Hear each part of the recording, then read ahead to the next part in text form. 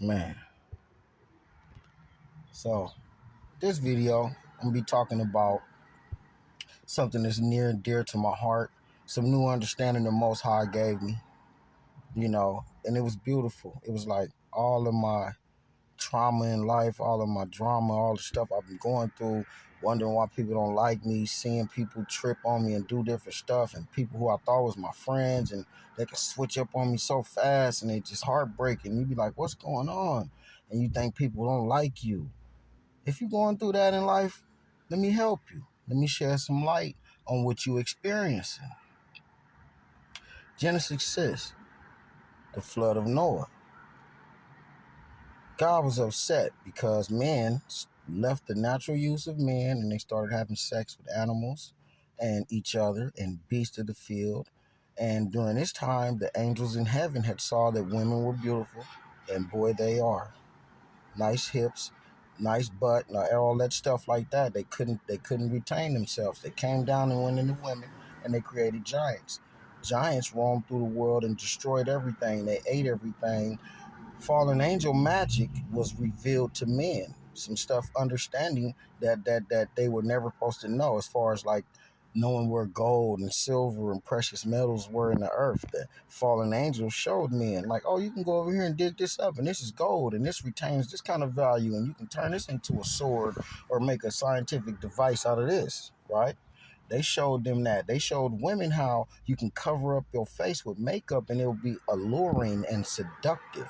So this is fallen angel magic. Fallen angel magic came from the giants when they were teaching. When they were on earth, they had a voluptuous appetite and they ate everything. Everything.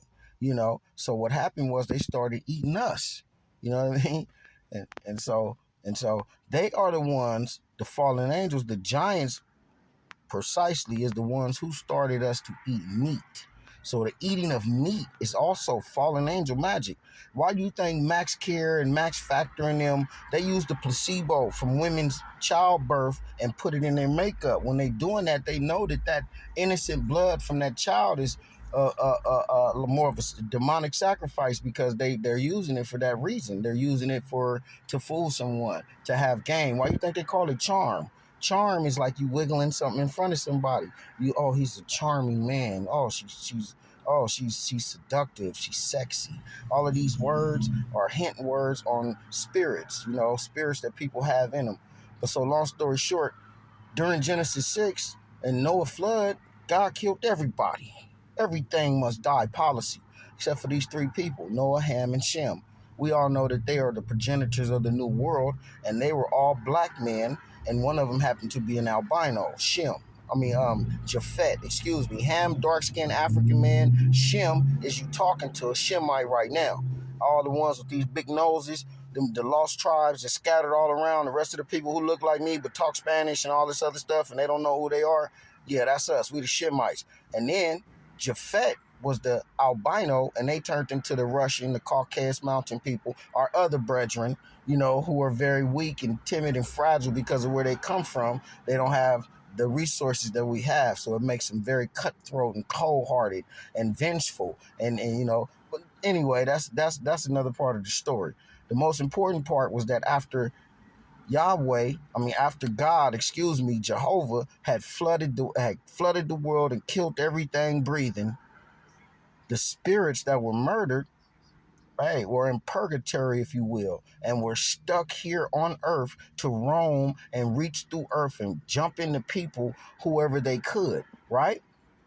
But they were jumping into people during that time who didn't keep the law.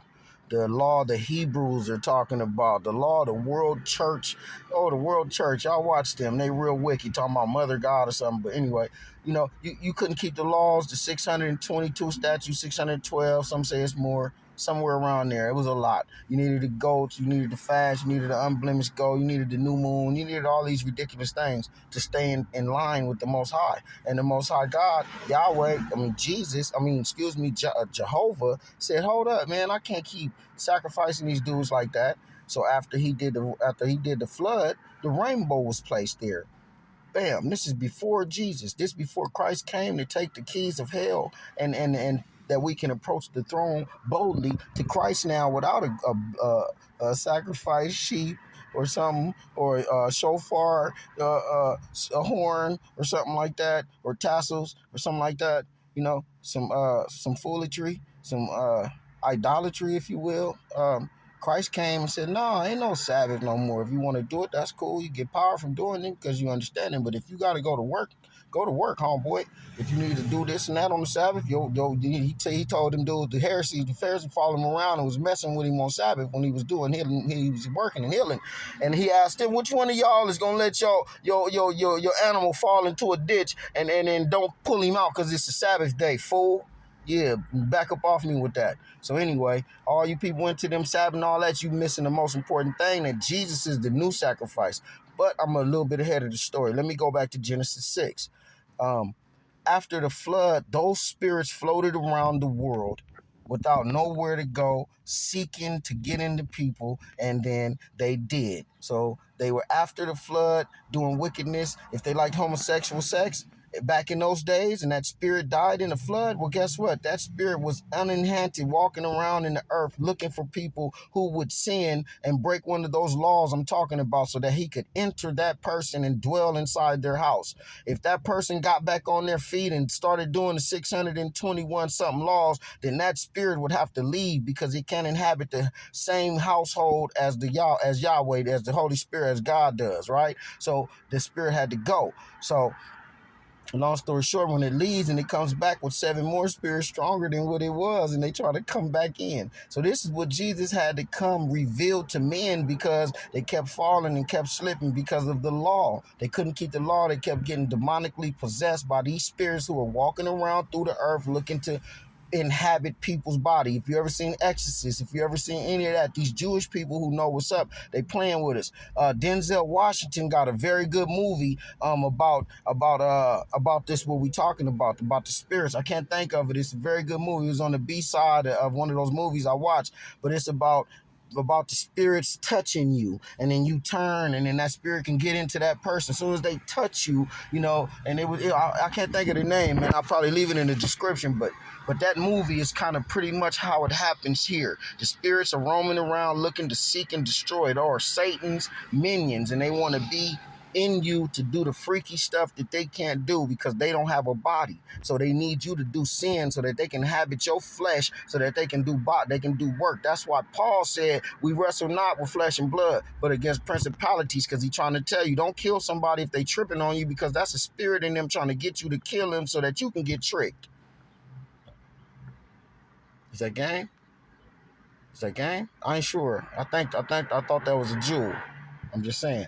So the spirits that are in the world are seeking to destroy us through traveling, through jumping in and out of people, through coming through wickedness. If you sinned and you accepting Satan's devices, if you like pornography, you like alcohol, you like doing drugs, if you like depression, you like feeling down on yourself, if you like to fight, you like to argue, you like to kill, you like to have all of these, a lot of that stuff is demonic possession. That's somebody in you that's not you trying to get you to do what they like to do. This is what Jesus was saying. This is why he came and casted out the demons. He said, how many are you? He said, who are you? He said, oh, we are legion, for we are men. What's your name? Come up out of that man. Go into them pigs. All of this stuff. When the man was sick and Jesus was in there talking to him, and he suffered from a deaf and a dumb spirit, and Jesus healed him. When all of these people have demonic attacks on their body and your body is sick, 9 times out of 10, playboy, that is an attack from Satan, trying to kill the body, because if he kill the body, he can stop the message. And the message is that Satan is going to fall and that Christ will forever rule. And if we love God and do his will, his 2 commandments is to love God in heaven more than anything else, and to love your brother, love your neighbor as a brother. So if you got them 2, and you understand that Christ is a black man with skin of bronze and hair of wool, and that you understand that Revelations talks about the Jews who claim to be Jews and they are not, and he talks about the people who are rich even though they are poor, you do the research. Why would they cover up the color of Jesus and all of this stuff. It's deep, man, but we fighting against spirits. We wrestle against flesh. We wrestle against spirits and not flesh and blood. So the next time you feel a little feeling, you get horny or you get upset or you get angry, just know that that's a spirit trying to jump in you and control you so they can have a joyride. They out here hijacking spirits, y'all. Trying to get you to fall down and be what they own. You know what I'm saying? Yeah, they hijacking spirits, y'all. They trying to get your body. They not hijacking spirits because they can't take your spirit, but they can take your body and they can make your body do stuff that you don't want to do. Like when you go in a bar, what do it say? Distilled spirits served here. What they trying to tell you? This world we live in is funny. The people who worship Satan and know exactly what's going on, the secret society people, they know that God is real. They know that Satan is real. They hold things to try to hide who the children of Israel is, the real people of God, from the rest of the world, because they know that when the real people of God wake up, then the world is gonna have to change.